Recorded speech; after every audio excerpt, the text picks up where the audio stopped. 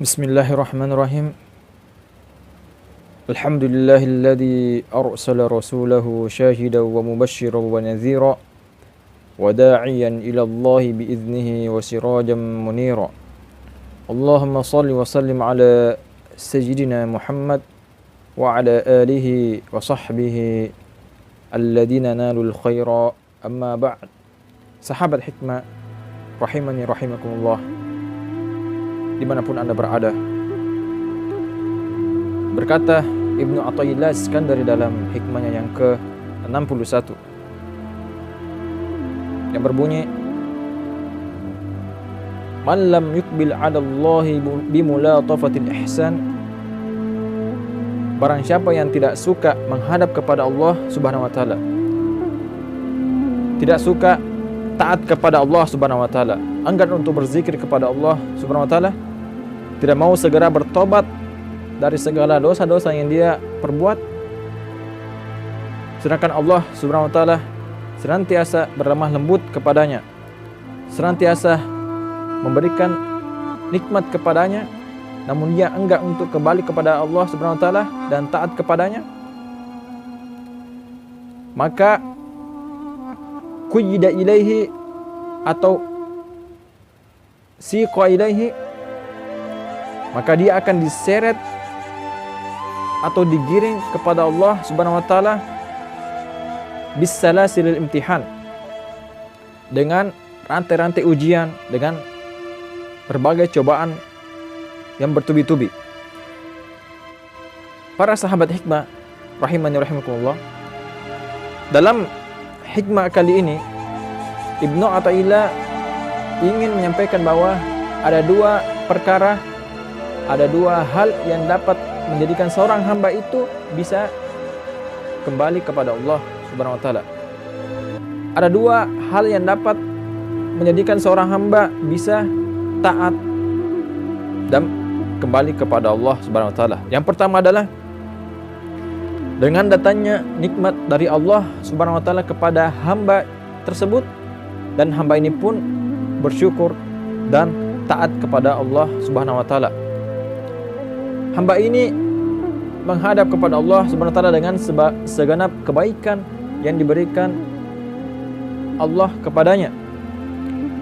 Dan inilah cara bagi golongan yang ingin selamat dari cobaan yang bertubi-tubi, yaitu dengan cara bersyukur dan taat kepada Allah Subhanahu wa taala. Maka jika di antara kita ingin selamat dari cobaan-cobaan yang bertubi-tubi, berbagai ujian-ujian dari Allah Subhanahu wa taala, maka caranya adalah dengan bersyukur dan taat kepada Allah Subhanahu wa taala.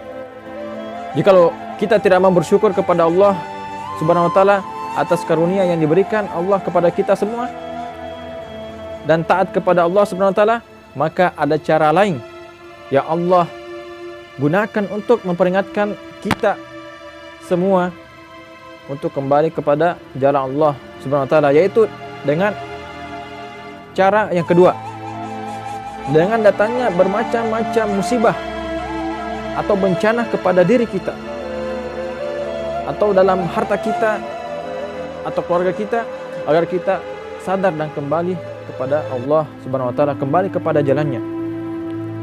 Karena di saat musibah dan cobaan-cobaan datang kepada seorang hamba, maka hamba tersebut akan cenderung untuk bergantung kepada Allah Subhanahu wa taala. Dia akan merenungkan betapa dia tidak bersyukur selama ini, betapa dia tidak mensyukuri nikmat yang diberikan oleh Allah kepada dirinya. Dan terkadang musibah itu juga bisa menjadikan sebab seorang hamba bisa meninggalkan kebergantungan kepada dunia dan hanya bergantung kepada Allah Subhanahu wa taala. Kita bisa melihat betapa banyak peristiwa-peristiwa musibah yang menimpa seorang hamba tatkala hamba ini berada di atas puncak kesuksesan, berada dalam kondisi sehat walafiat, memiliki harta yang banyak, sehingga hal itu membuat ia angkuh dan sombong, lupa untuk bersyukur kepada Allah Subhanahu wa taala, lupa untuk menginfakkan sebagian hartanya di jalan Allah Subhanahu wa taala, lalai dalam beribadah tatkala dalam kondisi sehat. hingga datangnya musibah dan akhirnya hamba ini jatuh terpuruk dari puncak kesuksesan dalam karirnya ke dalam jurang kegagalan. Usaha bisnisnya hancur, bangkrut, dia pun jatuh miskin. Dan dia pun tidak bisa berbuat apa-apa karena penyakit lumpuh, stroke yang menimpa dia. Dan hamba ini pun menyesal dan bermuhasabah diri. Kenapa di saat dia kaya dan berada tidak sering berinfak? Kenapa di saat dia dalam kondisi sehat tidak rajin beribadah?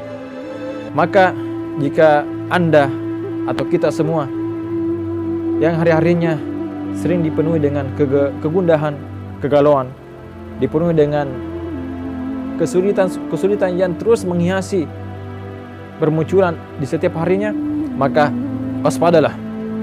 Bisa jadi itu adalah peringatan dan teguran langsung dari Allah Subhanahu wa taala supaya kita belajar bersyukur dan kembali kepada Allah Subhanahu wa taala.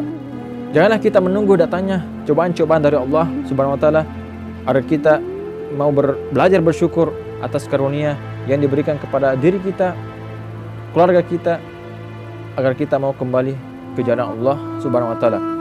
Dan jika Anda dan atau kita semua ingin menjaga nikmat Allah tetap ada dalam diri kita, tetap melekat dalam diri kita, keluarga kita, bahkan menjadi banyak dan terus bertambah, maka perbanyaklah bersyukur.